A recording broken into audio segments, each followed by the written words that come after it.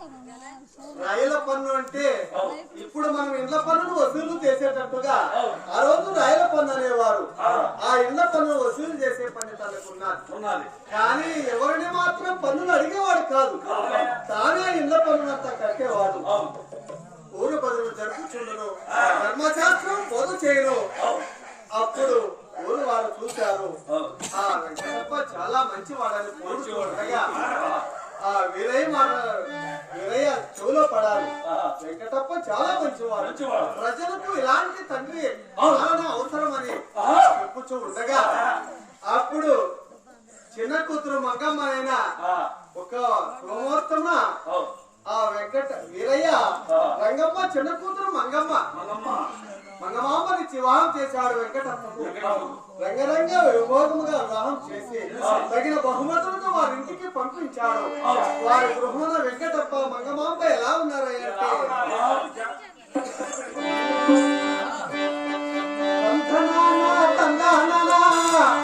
తాను తానే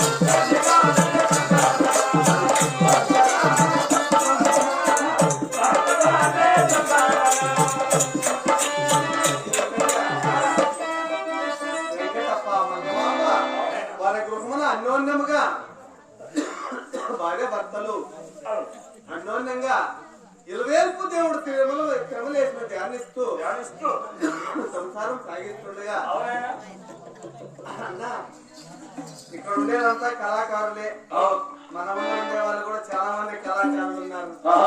నీ గొంతు రాలేదనుకుంటే జీవితాంతం అంతా ఇట్లా గొంతే అనుకుంటారు.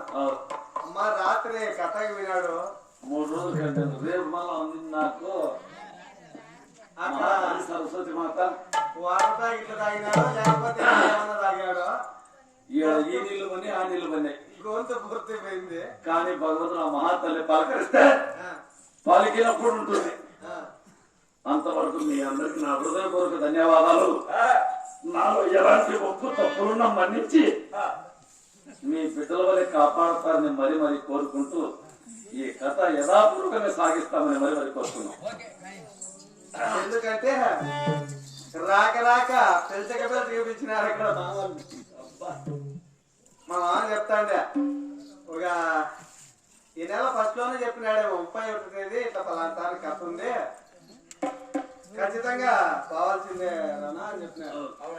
నీకు చెప్తే నువ్వు విన్నావా? రాత్రి వద్దన్నా అంటే కథ విన్నావు, గుర్తు బాగుంటుంది.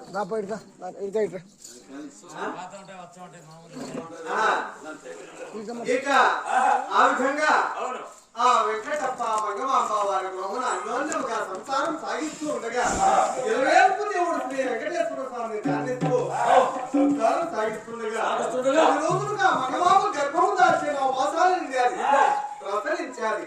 శుభదినమున కోర్చులు తీరేలాగా కుమారుడు కలిగారు. పెద్దలంతా కూడి శ్రీమన్నారాయణ అంశమున పుట్టిన బిడ్డ కనుక శాస్త్రాలు చూసి నారాయణుడు పేరు పెట్టారు.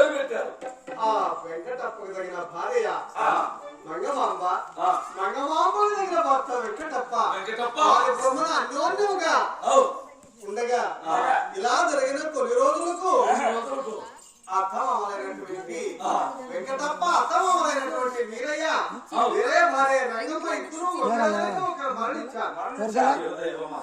అతని కుమారుడు మల్లయ్య దగ్గర వెంకటప్ప ముందుండే కార్యములన్నీ చేయించారు.